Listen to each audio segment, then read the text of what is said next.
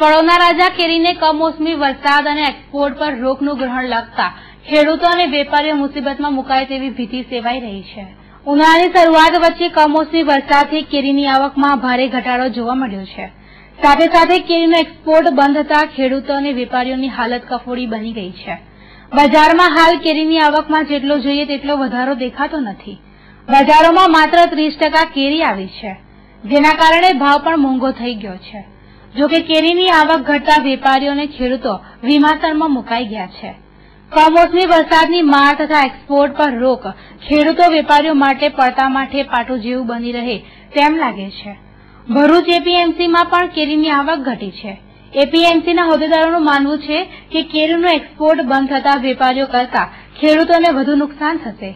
દેશમાં ચાલુ સાલે ગુજરાતની પણ વાત કરીને આજુબાજુ સ્ટેટની તો કેરીઓ 30% જ માલ હતો, કારણ કે કમોસમી વરસાદ અને વાવાઝોડાથી પુષ્કળ માલને નુકસાન થયું।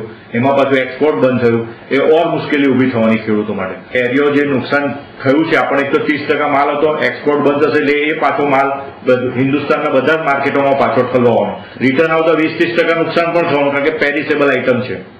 અને એટલે ખેડૂતો તો વેપારીઓને બંનેને નુકસાન થઈ ગયું ને।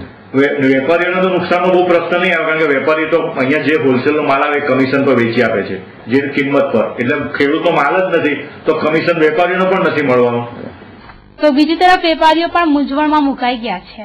કમોસમી વરસાદના મારથી કેરીની આવક ઘટી ગઈ છે। લોકલ કેરી હજુ માર્કેટમાં આવી નથી, જેથી કેરીની ખરીદીમાં પણ ઓટ વર્તાઈ રહી છે। મોંઘી કેરી વેચાતી હતી, આજે સસ્તી કેરી વેચાય, સસ્તી કેરીમાં પણ ગ્રાહકો નથી। જે માલની આવક જ એટલી છે તો વાત જ ના પૂછો। હજી તો આપણો લોકલ માલ ચાલુ લંગડો કે હજુ ચાલુ થયું નથી। હવે એ ચાલુ થશે ત્યારે શું ખેડૂતોની દશા થશે એ તો ભગવાન જ જાણે।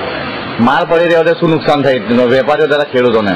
ના આ છે ને કે આપણે કોઈ બી ફ્રૂટ છે ને તમે વધુ દિવસ રાખો તો વસ્તુ બગાડવાની છે, અને જે ટાઈમ થાય તે પ્રમાણે તમારે વેચવી જ પડે, ના વેચવું તો તમારે એને ફેંકવું પડે।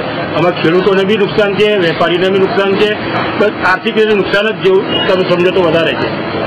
ગયા વર્ષે જે કેરી વેચાતી હતી 35-40 રૂપિયા કિલો વેચાતી હતી, તે હમણાં સ્ટાર્ટિંગમાં 50-60 રૂપિયા કિલો વેચાય છે।